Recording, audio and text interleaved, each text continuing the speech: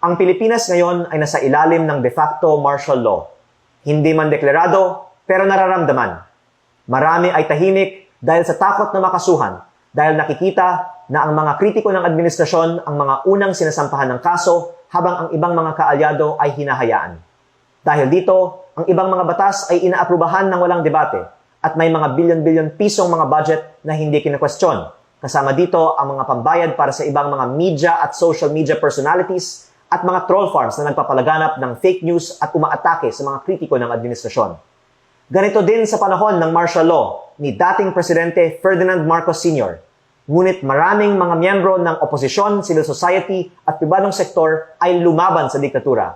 Kahit maraming ikinulong, umalis ng bansa at ginipit ang negosyo, hindi sila sumuko.